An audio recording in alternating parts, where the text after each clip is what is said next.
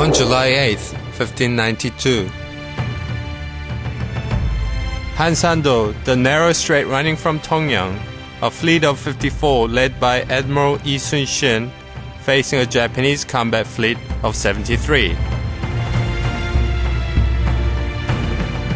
Admiral Yi Sun-shin lured the enemy into the narrow Hansando Channel using 5 Panakson battleships.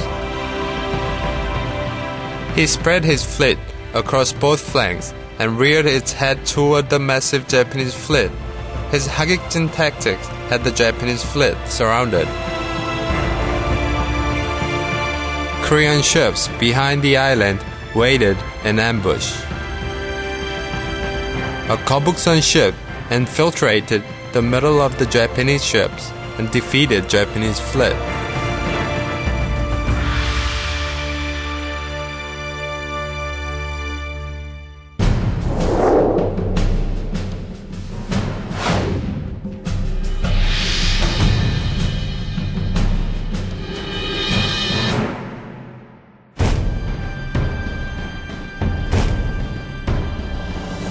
Admiral Yi Sun-shin, with more than 40 naval battles under his belt, went undefeated in his naval career. At the Battle of Myeonglang, the Admiral Yi's force, 12 battleships, completely wiped out a Japanese fleet of 130, with nary a loss.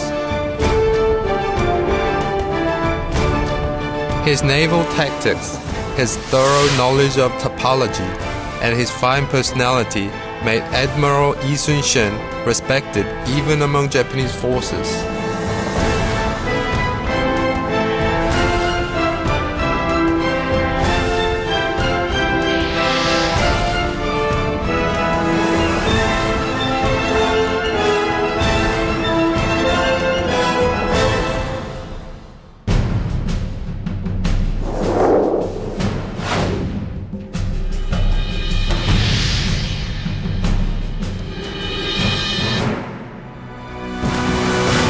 Up until the 16th century, naval battles mainly involved hand-to-hand combat, first colliding with, then boarding the enemy's ships.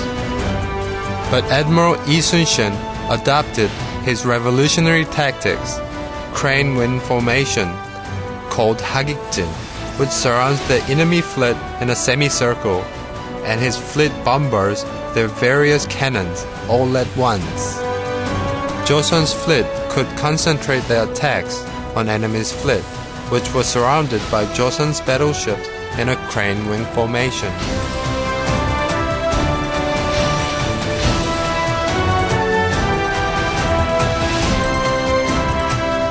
Japanese Admiral Togo Heihachiro revealed the secret of these tactics. The sub-duplicate ratio of firepower and could decisively defeat the battle against the undefeated Russian fleet. After this battle, the tactic is still adopted by today's Navy.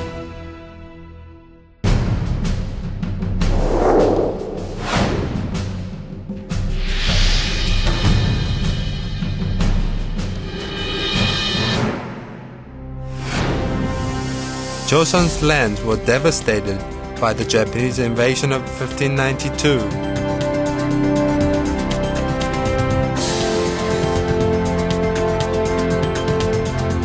Never discouraged, the Joseon developed the previous unimagined battleship under the leadership of Admiral Yi Sun-shin, boasting excellent navigation and shipment technology.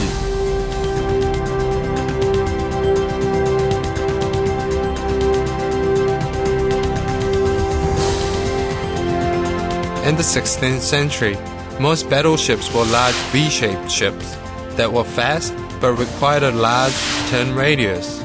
The Joseon ships, on the other hand, used the U-shaped Panokson ships. These Panokson, or board-roof superstructure ships, were the only combat ships of the era with a standing turn radius near zero. Its second floor could carry nearly 20 firearms into battle. The modern understanding of packing different amounts of gunpowder, taking into account distance and driving speed, was first used on these ships. The standing turn and using all arms on board.